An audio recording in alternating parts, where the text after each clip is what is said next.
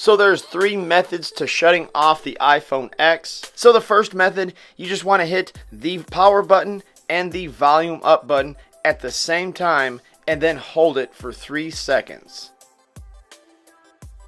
So once you're prompted with this screen, just go up to the top and slide the power off button. So the second method is very similar to the first. You're just going to hit the power button and the volume down button, and you're going to hold that for 3 seconds.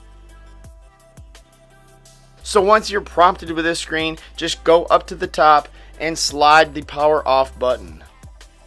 And now the third method, first thing you're going to want to do is click on settings. Now scroll through your settings till you find general and click on that. Once you're inside general, scroll all the way down to the bottom and click on shutdown.